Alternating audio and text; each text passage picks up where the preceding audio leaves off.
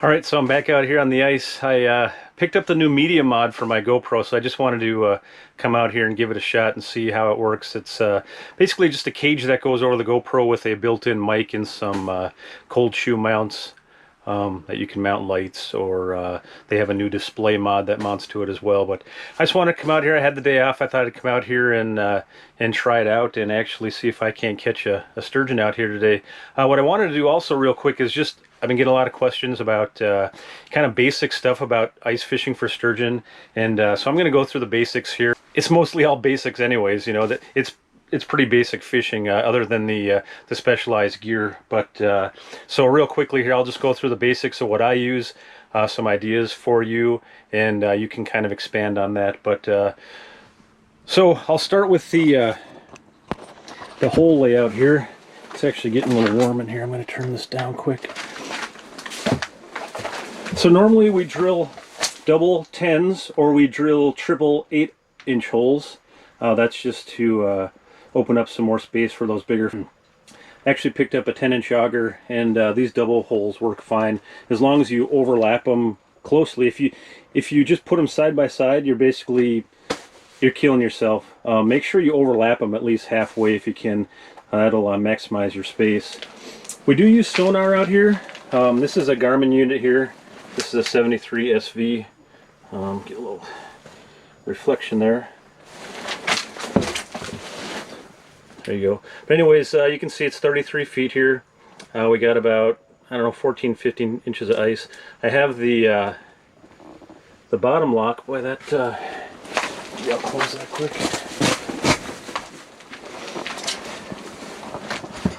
There we go. I got the bottom lock set on, zoomed up to the bottom 5 feet. And really you can only see about the bottom 2 feet there. That's all I care about. Those fish are all going to come in, you know, right on the bottom. And you'll see when they come in, the line just basically, the bottom just raises. It turns red, you know, a foot or two. And that's how you can tell it's a sturgeon right away. It just looks like a big hill, big mound forms on the sonar there. So yeah, we have a couple rod holders set up here. And then I'll quickly go through our gear here, our terminal tackle. So here's my preferred setup. This is actually a custom rod. It's made by Wolfram Customs Sturgeon Ice. It's a 40-inch extra heavy with a Okumar Samar reel, a C40. What's nice about this rod is it's got a real long butt handle on it for leverage when you're fighting these fish, so that kind of sets it apart from everything else on the market. Spooled up, I have 50-pound Suffix. That's the neon green high-vis line. Sturgeon are not line shy at all, so you don't have to worry about high-vis or the color of the line or even the thickness of the line. Really, you could probably go to 100-pound and still be able to catch a fish. So at the end here, here's what I have. I have a number 2 treble hook with a 3/8 ounce kind of bullet sinker that slides right down to the hook. And that, like I said, that's about as basic as you can get a hook and a weight. I kind of like to have the sliding sinker there just for less resistance when they pick it up. I have in the past, I've put some beads in between here and just tried different things. You can even go to a single hook too. There's a little bit of controversy there about using treble hooks or circle hooks. I just feel that 3 hooks are better than 1. When you're fishing straight up and down, you just have a better hookup ratio, you know, when you're pulling straight up on that fish versus a J hook or circle hook. So that's what I've been using. Not saying it's the right way or the only way, but that's what I prefer.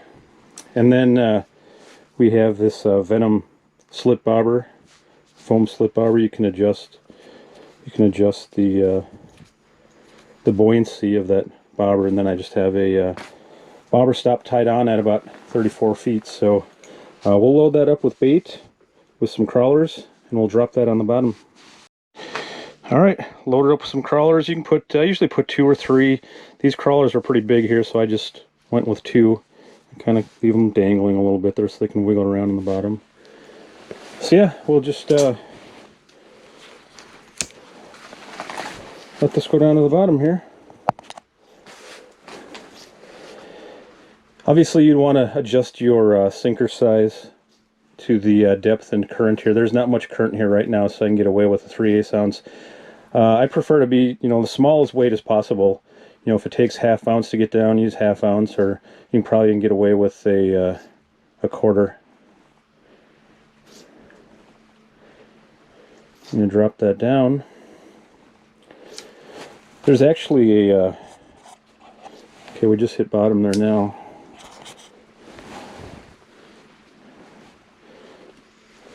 You can see the pulling the bobber under, so I'm just going to readjust that. Just move it up a couple inches. A little more. Basically you want it so it's sitting right on the bottom. And it really doesn't matter if it's standing up or laying on its side.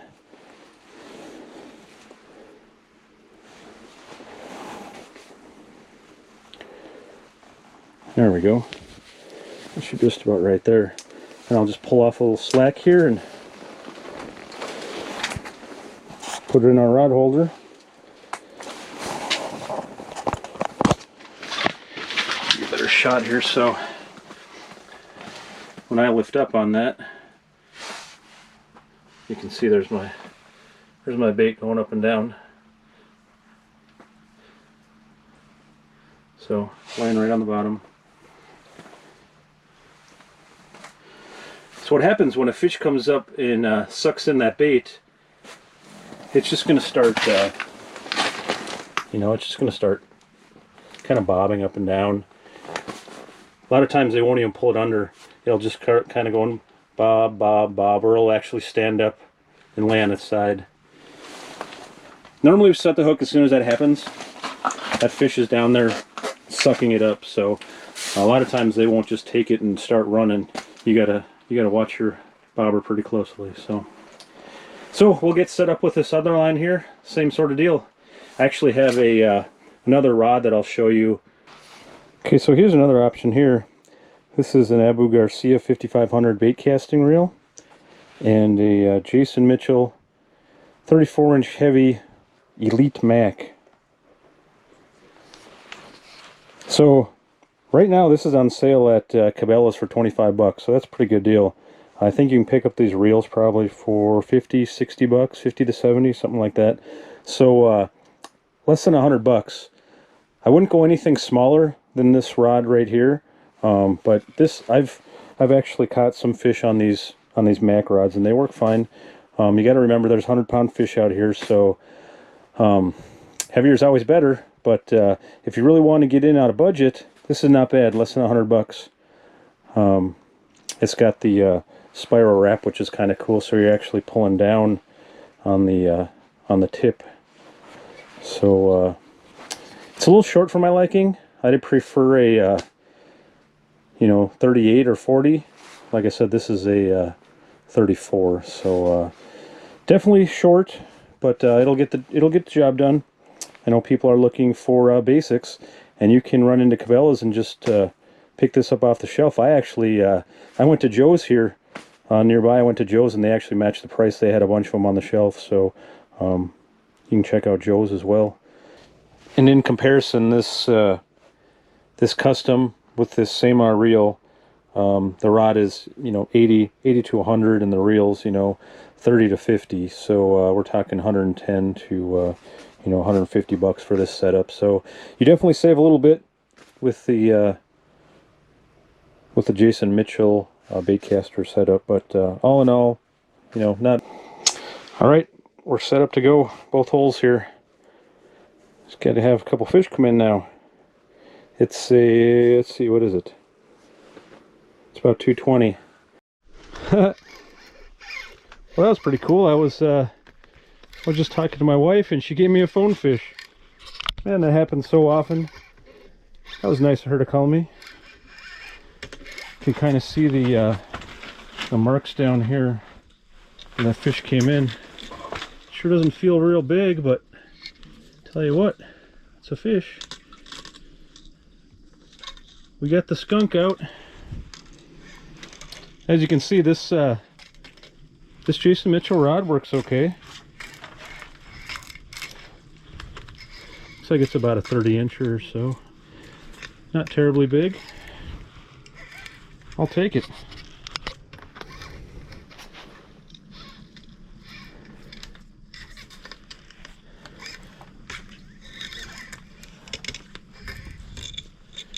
Come on, buddy. You're a little bigger than I thought, maybe.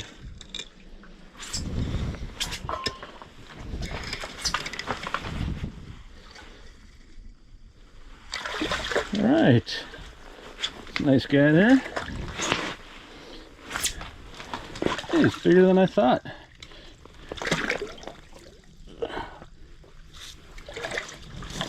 Not bad. Not bad at all. Turn over, buddy.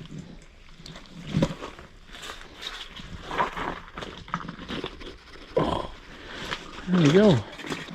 I'm going to measure this guy because I'm in this fish donkey contest, and if he's 40 inches, we can enter him.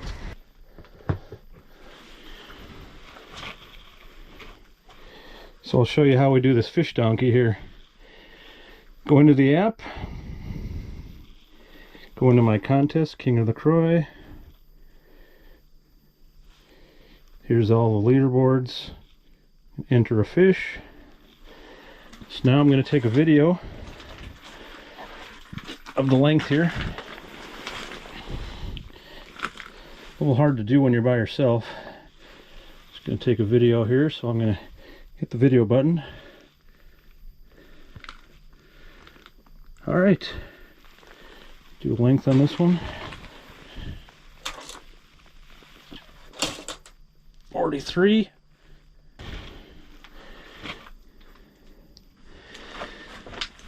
And here's the release.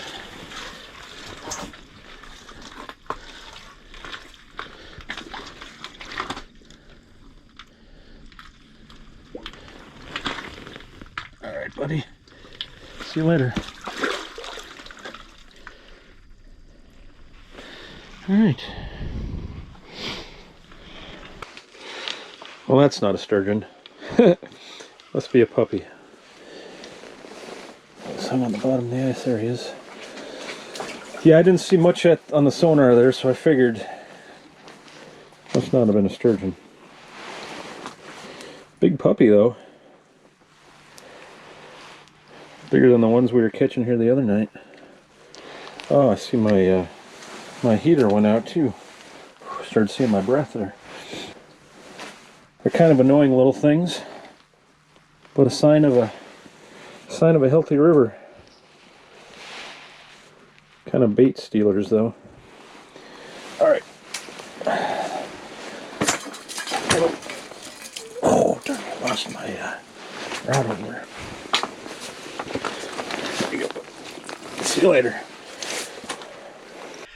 All right, well, it's about 7 o'clock. I'm going to give it the old 15-minute warning here and pack up and get out of here. We just got the one fish, the 43-incher, but that's all right. That's the way sturgeon fishing goes. I'm happy with the one fish. We did catch about, I don't know, 5 or 6 mud puppies, which I guess is something, but I'd rather be catching sturgeon than mud puppies. But sometimes those things move in and keep you busy most of the night. But it was a good night either way. Got a fish, so like I said, that's the way sturgeon fishing goes. There's a bunch of stuff rooting around down there at the bottom yet. You can see it's all kind of disturbed. Probably mud puppies down there again. At any rate, sturgeon season goes till March 1st, and I'll be out here quite a bit until then. If for some reason anyone is looking to get into this or want to give it a try, hopefully the video helped. If you want a little more help, or if you're interested in coming out here with me and spending some time on the ice trying to catch a 100-pounder, go ahead and check out my website. I have a guide service, 3riversfishingadventures.com. I'll do a few select trips here before the season ends, so give me a shout and we'll see if we can get you out here fully outfitted. Just show up and try to catch a 100-pounder. Thanks for watching.